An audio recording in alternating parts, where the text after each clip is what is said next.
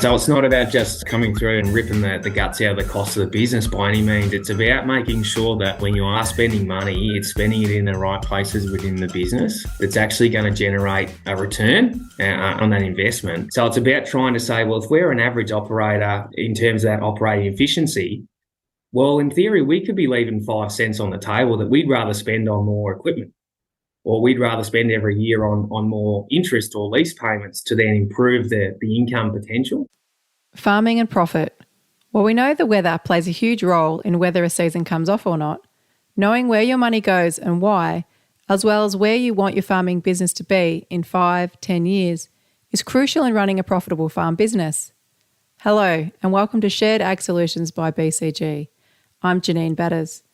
Today we're talking with Daniel Toohey from Plan Farm Advisory, who will step us through some of the easy things we can do now to make our business more profitable and make some of our decisions a lot easier too. Thanks for talking with me today, Dan. Yeah, no, thanks, Janine. Now, Dan, just before we jump into some of the tips that you have for planning to be profitable, can you just tell me a little bit about yourself? I guess from a farming's perspective, I'm a fifth generation farmer, first and foremost from, Springbank on the outskirts of Ballarat. We've been running cattle for generations and, growing spuds and crops and these sorts of things. And I guess outside the farming space, my career's been in the ag finance industry up until taking on this opportunity with Plan Farm Advisory based here in Victoria in the eastern states. And it's sort of that first venture for Plan Farm itself from Western Australia, who sort of specialise in this farm business advisory space that I work in for 50 years. To farmers right across Victoria, New South Wales, South Australia, and I guess farmers who are really looking and needing these sort of services we offer around that. As you said before, how do we be profitable? How do we do things better? And where's that low-hanging fruit within our business? So, Dan, you worked for Rural Bank and Rabobank and now Plan Farm Advisory. Why are you so passionate about helping farmers to plan? Yeah, well, I think in the ag finance industry, I really noticed too that a lot of growers out there are exceptional at farming. They've got generation of experience in the paddock. They know how to operate people, teams, grow crops, run livestock really, really well. And more often than not, you actually notice that most were screaming out for where's the training around how to build a cash flow for the bank? Where's the training about how to understand if what we are doing in the paddock is translating to actually making, a return, a monetary return for the bank and in the bank account and for the family. And so we used to work quite closely with growers, and you'd build that relationship. And when the opportunity, come along for me to join Plan Farm Advisory and specialise in that front, it ticked a lot of boxes for me around being able to work with the grower, for the grower, and bring a skill set to the business that a lot of bigger farming families are really looking for these days. Thanks, Dan. I can really hear that passion coming out in your voice, and I can see it in your face too. So it's really good to hear. So just for a start, I suppose, when you think about profit and farming, obviously for me, for a farmer, you want to be making more money than you're putting in to the farm. But is it just about, we know at the moment, obviously cost of living crisis, but also farmers have been, inputs have been going up, that sort of thing. Is it as simple as saying, well, we've just got to cut costs because we want to make more of a profit? Yeah, no, good question. And it's a question we get asked a lot around the work we do and how we add value and how we help our clients dissect their business. And the starting point for understanding the profit of an operation is really, first and foremost, understanding the income that the business can generate. And to your point around, do the best operators cut costs, and that's how they do it? Even off the back of our 2022 benchmarks out of Western Australia, the top 25% of operators were making more money per hectare or effective hectare, but they were spending the most money of those operators per hectare as well. And so it's not about just coming through and ripping the guts out of the cost of the business by any means. It's about making sure that when you're spending money, it's spending it in the right places within the business that's actually going to generate a return on that investment. And then it's about actually, once you do that really, really well at a paddock level and get that income right up, it's about then understanding how that flows through and where that money goes beyond the paddock level when it sort of enters into that business space or the greater business around managing those other big costs across the operation. So, to give you some context, a lot of the best operators that we see and the ones we do is they really are looking to push the letter and push the envelope year to year, and they're always looking to be the best operator, first and foremost in growing that income or achieving that income potential that the farm can produce. And, ways around that and strategies to look at from there. And for those sitting at home thinking, well, how do I compare myself to, say, a farmer in the Wimmera or a farmer in the high rainfall, Western districts, or even a farmer in Western Australia? There's tools that we use and tools that the industry use around sort of water use efficiency, especially in that broadacre cropping space, to really understand if you are growing crops, are you growing them to the best you can do? Because that's the first point to start. If you're leaving some, so to speak, on the table, it's going to have the ripple effects as you progress through the business. And to give you some context too, again, similar to that piece around the top 25% of growers, for those out there who know, what water use efficiency is, and if you don't, please look into it, especially if you're in the grain industry, because it is a great tool to benchmark yourself against the best who grow grain. And effectively what it's trying to measure is, how well are you at turning the millimetres of rain that fall within a growing season and on your farm into grain you can actually sell in the bin? And to give you context, the top 25% of growers in Western Australia last year even, they were averaging a 19.2 water use efficiency versus the average farmer was running at about 15.8. So you can sort of see there's a massive difference between that really top operators and the average operators from that front. And until you know where you sit on that scale, you don't know where you got to look and focus to improve. So yeah, income's a massive one, and that starting points to that whole profitability journey. Well, there's a lot to unpack there, Dan. I'm thinking, oh, wow, that's a massive difference there. I'm thinking, you're saying that they're spending more money, that they're making more money. So how do you, because for you, obviously, this is what you're trained to do. You could probably just go into a business and say, yep, this, and this. But are there some key things, or are the top 3 things that you would focus on to be more profitable? Yeah, look, every farming client's different, and they all have strengths and weaknesses. So it is a very much a case by case from that front. I guess in terms of that optimization of the income of the business, it's really understanding, where are the income streams coming from?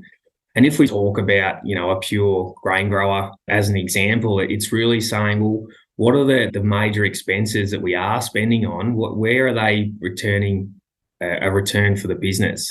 And making sure that, right across the season, outside of, as you said, these things around timing, around application, around being prepared to when things are happening and as the season unfolds, it's being really well informed around how your business is tracking, how the fundamentals of the budgets, and I guess that's part of what we do with our growers year to year. And it's really to make sure that they're empowered, that when rain's coming, they're not sitting there saying, oh, we should have had that urea ordered. It's actually, no, the urea's already here because we know we potentially needed it, and we know the business could handle the risk and accept the risk that making that order earlier, so to speak, to make sure that when those opportunities do come to really drive the business, drive the income, that they're meeting that and they're very proactive and prepared and not wondering whether they should or shouldn't at the time when they should be pulling the trigger because they've already done the planning before. So you're saying that planning in all areas of the business, because I know that a lot of farmers would be thinking, yeah, well, I've got the urea, I've done my budget, so I'm using my yield profit, or I'm using end banking, for example, to know what I'm planning to grow, how much I need for that. But they obviously, depending on how much cash flows in the bank and that sort of thing, you probably obviously need to have that planning. I'm wondering, you're talking about where the money's going and knowing where your money's going and then how that's translating into profit. What about machinery, Dan? Can you tell me about machinery? Because I know that can be a tricky thing, because it's nice to have good machinery and it's important to have machinery that works, that's not breaking down all the time, because otherwise then you're going to be losing your efficiencies. But it's also such a balance, isn't it, between, if you can't always have the best, but then you don't want to be breaking down. How do you help people figure out the machinery balance? That's a great question, and it's probably one where too I'll take a step back before I come to it around, I guess, outside of that income piece, which we talked about, the next big step before we sort of get to those major other commitments like machinery, like your finance costs, like your drawings for a business. It's understanding then too that operational expense that sits around and that operating profit that you can generate, because understanding your operating profit once we have the income and the in-paddock expenses like the urea, like the starting fertiliser, like the staff wages, again, understanding whether you're in the top, average, poor range in that space is actually going to really be a major determinant on your ability to spend in those areas, like you say, around machinery. And to give you some context around there too, we classify a really top operator in terms of that operational expense being around that sort of 60% of gross farm income. So, for example, if you're making $1 million worth of income, the best operators are spending $600,000 to generate that $1 million. Whereas as you slide down the scale, your average sort of farmer is spending that 65%, so $650,000 to make that same $1 million. And then what we call the poor operator in terms of that, they're spending that sort of $700,000 plus to make that same $1 million. And you can see that it doesn't sound like much. It's only 50 grand or 100 grand between the top and the bottom. But when you break it down and you fall in below that next category around, well, how do we pay for that land we just bought? How do we cover the interest? How do we pay for those lease payments that are coming out for that extra land we farm? How do we invest in that machinery, and to what scale can the business afford to do it? And then how do we actually pay for those multiple families? In most cases now, with that multiple generations involved in bigger family businesses, is how do we support them and their needs off farm and personally? Yeah, the off farm, setting yourself up for off farm investments and that sort of thing too. What about the holidays, Dan? Yeah, that's right. Holidays. So tell me, Dan, what do you say are the operational costs? What are the operational costs again? So you're sort of looking at those major in-paddock expenses, the rates of the business, the fertiliser, the chemical, the contractors that you get in on the farm, your staff wages, external to family, those sort of in-paddock operational day-to-day expenses that sit within a business. That's what we sit in that operational piece, because it is the operations or the cogs that are turning to generate the income potential. And it's really the ones that then we break it down beyond that. That's where we go into these other key areas around, we call it finance costs, which is both interest and lease, and then into machinery expenses or the depreciation of the existing fleet and that reinvestment into that equipment every year, whether that's through cash purchases, whether it's through equipment finance repayments. Again, striking that balance between the investment in all these important areas across the business is a really delicate balancing act, especially in the environment we operate in now as farmers, because as we all know, land prices have increased. Lease prices out there are very, very high rates compared to 15, 20, 10 years ago. Machinery prices, as we all know, have effectively probably doubled in the last 5 years in a lot of cases. And in terms, as you said earlier, and as well, Janine, the cost of living, nothing's cheap by any means anymore, and there are expenses that the families need to pay. So that drawings is a genuine figure now that does come out of a business every year. So to give you context around a normal business, so to speak, and the amount or the spend that should be reflective of that income. And so when we talk about that $1 million and spending, for an average farmer spending $650,000 to produce that, you can say, well, the rule of thumb then is 10% on finance costs, 10% on reinvestment in that machinery piece to cover your depreciation, and about that sort of 8% on drawings. And that scenario you can see runs down and you're left over, if you run that sort of 100 cents to minus 65, gives you 35 cents to spend in those key areas. And effectively, if you are rigid and structured and keep those pretty tight, you do run a 7 cents for every dollar surplus that falls out the bottom. But you could see too, if you then said, well, okay, let's go and buy that other farm, and all of a sudden that finance cost jumps up to, say, 15 cents of that dollar. All of a sudden, where's that money coming from? And we talk and work with our growers around, well, if we want to expand the business, if you want to invest more in that equipment fleet, we have to become operationally better. Otherwise, the only place that spare cash comes from is your surplus down the bottom. So it's about trying to say, well, if we're an average operator in terms of that operating efficiency, well, in theory, we could be leaving 5 cents on the table that we'd rather spend on more equipment, or we'd rather spend every year on more interest or lease payments to then improve the income potential. And so it's a really, once you get into it, and my clients that we brought on to date, they're just fascinated by looking at how their business looks from this breakdown around where is all the money going all the way along the tree, and where do we need to focus, and where are our key points that we can actually find that extra, 5 or 10 cents in the business that's going to allow us to meet the goals, which might be expand the farming operation. It might be, our gear, like, it just gives us a headache every year. It keeps breaking down. We want to be able to invest and probably invest in the next 5 years more than what we know we should, but it's for a purpose to bring that fleet up to a standard that then falls back into that maintenance and investment strategy that's more in line with that longer term piece. So it is a juggling, balancing act. There's no doubt about it. I have so many questions. They just kept popping up in my mind, Dan. So it sounded like you said there were sort of 3 different areas that you looked at. There was the operational costs, the finance costs, and another one? There was machinery, or investment in machinery. Yep, so they were the 3. So it was operational, finance, and machinery. They were the main 3 buckets. And drawings is probably the other major one there as well. Of course, the drawings. That's what I was going to ask you. So there's 3 main buckets and then drawings. My question was going to be, so where does all that money go then that doesn't go into those 3 buckets? Is that like, how do you know? Do you see that there's the 3 buckets of money and then all this other money going somewhere? Or is it just that it's eaten up in those 3 buckets of money and there's not much left over? Like, I'm just interested in knowing, do your clients, do they generally know where their money's going?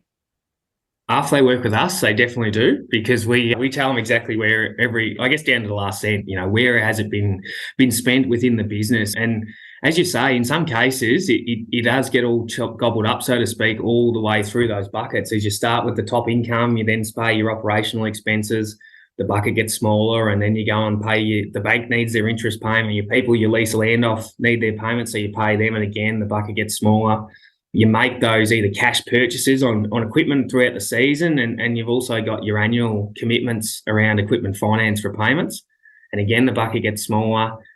You then take that annual or monthly drawing from the business, and essentially what's left once you've sort of spent and paid all those things along the way is what we call your profit, or your genuine surplus for the business. Now, a really interesting one too, and something we always identify with our growers too, is the other added aspect of a farming operation, which is there's a lot of farmers out there who invest in capital infrastructure and spend money as well on capital improvements on the property. And so even though in some years some growers could be extremely profitable or have a great surplus for the business, if they've then gone and spent and built that new machinery shed or redone the water infrastructure, done some capital fencing right across the property, put up major grain infrastructure and those sorts of things, all of a sudden you can actually understand that as a business there is a surplus. But then it's actually, is that surplus being retained by the business, or is it actually being spent in other areas potentially that's going towards capital? If it is going towards capital, well, that's a business decision around, it's a once-off expense, it's an investment in the future of the farming business. Generally, those capital investments bring with it operational efficiencies, improvements in logistics, improvements in warehousing, the very expensive gear they're going and paying for, so they want to protect. And so it's generally making sure that our growers know and that farmers know that if there is a surplus, what are we spending it on? And if it is getting spent, is it for the right reasons, or is it more a want rather than a need? When there are potentially, for every business, it's different. But is there a genuine need to say, well, actually, the business could or should be focusing in this area because compared to the industry, compared to the best operators, they might be really, really poor in one area for any number of reasons. Thank you. So does that mean capital expenditure creates a 4th bucket? It's the capital sort of falls into the bucket around, we've made the surplus and now we've got to spend it. And in a lot of cases, some might actually say, no, we want to reduce debt and we have to pay a bit of tax as well to do that. Obviously, with that surplus as well, that could go towards, look, we've got money left over and we really need that new machinery shed. We're going to direct, say, 50% of the surplus towards that and retain the balance.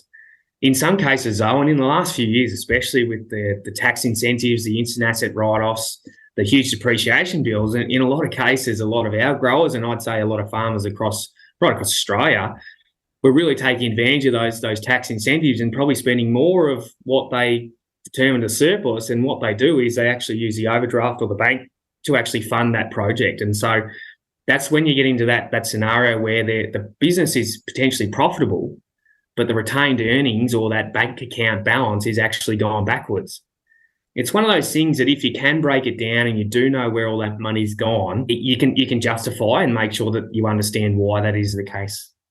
I guess that's what we do with our growers every year is making sure we know that, where is every dollar that the business has spent gone across the operation, how much income has been generated for that business in that 12-month production cycle, and ultimately, was the year profitable? It might be yes, and it might be no. If it's yes, but then is the retained earnings position also positive or negative?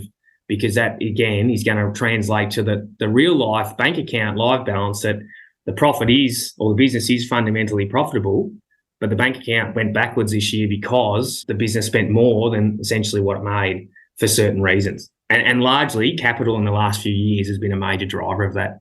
So one of the things that I sort of highlighted when you were speaking there about the depreciation on machinery, etc., do you find, what do you do about tax? Do you change the way farmers look at tax, or how do you get around that question, the question of tax? Yeah, it's a great one. Like myself, I don't think any farmer out there loves paying tax, but it's that necessary evil to be in a profitable business. And so I guess from our perspective, and with a lot of our growers too, it's about understanding why is the business paying tax? Is there ways to invest in the operation sustainably that will bring that tax payment down, so to speak, year to year? But at the end of the day, to pay down debt, to be in a position where, the business is fundamentally improving some of those key areas, especially, anyone who's expanded in recent years and has a debt load within the business, is that tax is that necessary part of paying down debt, which ultimately reduces that exposure to the finance costs, which ultimately gives you more capacity within the business if it's not being chewed up by interest to invest in equipment, pay yourself a better wage, invest in that capital. And so it's not about avoiding tax by any means. We all have to pay our fair share along the way, but it's about managing and making sure that we're paying tax and we're paying it for the reasons. And when we do pay that tax, that money that was allocated to either reduce debt or invest in some other area or whatever it might be is actually being fulfilled so that the next year the business is in a better position for it, and that compounding effect goes through. So yeah, it's a question we grapple with around when and how and what to do from that front. And that's where I guess our relationship with our clients, accountants, bringing them into the picture and making sure they're really across, I guess, the goals of the operation. We try to really work with the key important stakeholders around the business, accountants, bank managers, solicitors from time to time, that these are really key people that need to be on board and understand, what are the goals of this business? Where does it want to be in 5 years' time, to help them use their expertise and bring that knowledge and the expertise the clients are paying for to the table to help them actually, let's step that out and fulfill that and try to help them fulfill that over that period. I suppose ultimately, so all farmers are aiming to be more profitable. So if they do have a tax bill, it's actually a good thing because they're doing the right thing. You've just got to, your job is also making sure that they navigate that well. Yeah, absolutely. And it comes back to the age-old saying that there's so many things you could spend your money on to avoid paying tax, but on the same token, where else could that money have been, even at a reduced cents on the dollar, so to speak? But it sort of comes back to that wants and needs. Is it critical infrastructure? Is it critical machinery? As a business, if there's debt, if there's other commitments, if there's other big areas that could be focused on, paying that little portion of tax and allocating that money to improve the business long term is I think, money well spent. So wants and needs, do you find that you have to draw your clients back out to see the big picture quite a lot so that they differentiate between those wants and those needs? Is that how you help them work out what is a want and what is a need, or is there some other tools that you use? Because I know wants and needs can be quite tricky on the farm. Yeah, no, it's a conversation we have every time nearly we catch up with clients, because there's definitely things that in a perfect world with limitless money, you could have everything, as you said before, everything shiny and new and operationally just efficient, but it all comes at a cost. And probably the big one I bring my clients back, and our role in a business isn't to come in and try and tell farmers how to farm or what they can and can't do. Our role, and myself as an advisor, I come in and really question decisions and make the clients question themselves around, why are you spending the money on the new header, so to speak, when the existing one or two is doing the job well? Because that money could then be spent on actually the one area that you say is letting you down, which could be your investment in your spray equipment.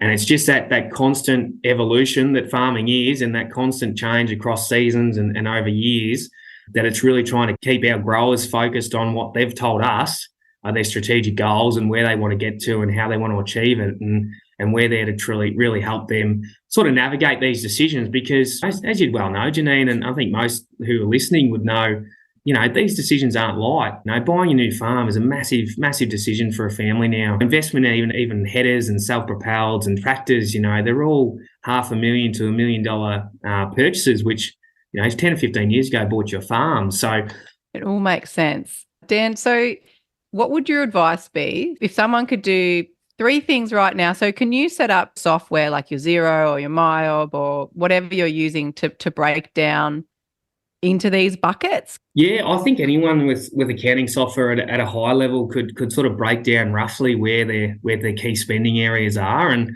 the easy way to do that would be to understand the income that they generated in a production season, and which can be really hard sometimes too. I try and really focus on the production season and understand how much income did we actually produce in this. We talk about a year of effort. In this, from the start of the season to when the headers are finished and we've got all the grain in the bin, and it's consistency that is the key in these areas. Is that last year, say for Mallee, Wimmera, Northern Victorian growers, because of the exceptional seasonal conditions, a lot of operators found themselves 60 or below in that area. And it's understanding, though, can you do that even in those dry seasons? Can you do that even in the years that are just average? So that's probably a first step to understand where's all the money going. Because until you know that, it's really hard to identify where within the business there's opportunities to improve. There's opportunities or areas we should be focusing on. And really, potentially, you don't know what's actually potentially holding the business back. You could be sitting there, and as I said earlier, if a normal business spends 10 cents of every dollar of income that they produce on machinery, and you work out you're spending 20, that's going to probably pretty quickly, unless you don't have debt, unless you don't have major, drawing commitments, it'd be a really clear indicator that you're potentially overspending in that area. A real key that's been sort of throughout our conversation, Dan, is that focus, that sort of strategic planning of where we want to be in 5 years, 10 years, because often with farming, it's so unpredictable that there could be one year where we had to get all the harvest off before the rain. So the next harvest, we're going to be thinking, well, we need that extra header or we need that extra so this doesn't happen again. But then ultimately the next season might be, dry so I think having that 5-year plan, because that might be the right thing to do. It might be the right thing to get that extra header, to get it off or to get contractors in, or that planning though is really important in that context of the 5 years or the 10 years. Yeah, absolutely. I guess the service we offer and why there is a genuine need out there is because the decision or one decision in one part of the business can actually have those ripple effects on the greater operation, can actually have those ripple effects on even the people within the business and how they feel about the business, their longevity. And it's amazing seeing the dynamic too, as we know, there's multiple generations generally in the farming operations now. The parallels between the older generation, the younger generation, with very different goals, very different stages of life, trying to find that balance. And again, I've probably said balance 1,000 times already in this podcast, but it is just a constant balancing act around understanding the money we're spending in the operation, what impact and what return is it having? Is it driving productivity? Is it driving efficiency? Is it translating them through to something that the business can sustainably afford as well? And I suppose just thinking about what that strategy is and that balance of the work-life balance, and that the strategies for where your family wants to be in 5 years and succession planning and all those other sorts of things, that comes into it as well, doesn't it? Because you might want that really lovely shed, but you might also want to send your kids to boarding school or do something else like that. So I think having that 5 year, do you ask people to like put it on their fridge, or do you ask them, how do you remind them to keep coming back to that? Yeah, no, it's something that, it's a constant thing that evolves in time, and we're still working through, trying to build those sort of the goals and stuff, even for our clients who are coming through, because it's not something where you just, I actually know exactly where I want to be. It's generally you start to have the conversation over those first few meetings with clients. You start to get them to ask themselves what they actually feel they want to achieve or where they want to get to, what's a priority for them. And as you said, touched on it perfectly. Like at one point in their life, the priority might be expand and let's take on extra debt. Whereas another 10 years down the road, the priority might shift to actually we want to educate our children.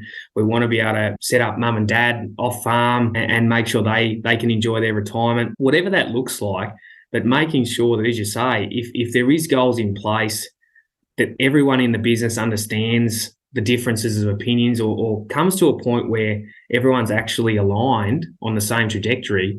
Because it's amazing how many times if there is unalignment, so to speak, in terms of goals, things just don't get decided upon. They just get kicked down the road, don't want to have the tough conversations. They avoid that sort of confrontation around, I want this, but I don't want to do this, so let's just not talk about it.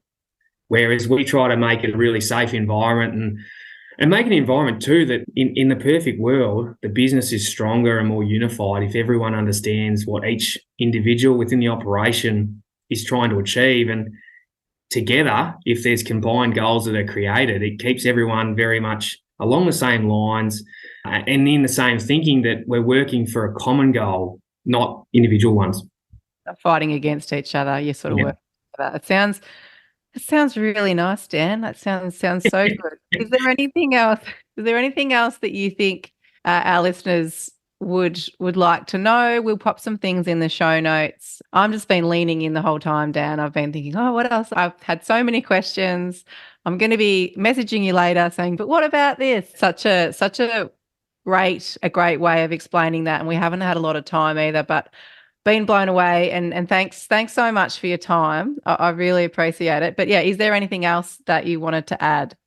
Yeah, no, I appreciate the opportunity. And again, it's an area that I think a lot of growers out there are really looking for and trying to find that guidance. And as we said earlier, I think that first step, if you want to just get a rough idea yourself, working out those key areas around where all the money's going as a starting point is a really good first step to help you understand, well, where are the areas we could look at to improve as a business and as a farming family. So more than happy. Phone's always on from my end. So if anyone that does need that extra support, that's what we do. It's what we specialise in, and we're more than happy to work with anyone out there who's trying to improve their operation.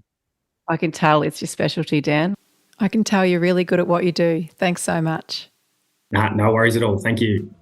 That was Daniel Toohey from Planned Farm Advisory. If you'd like to get in touch with Daniel, you can email him at daniel@pfadvisory.com.au or visit the website pfadvisory.com.au.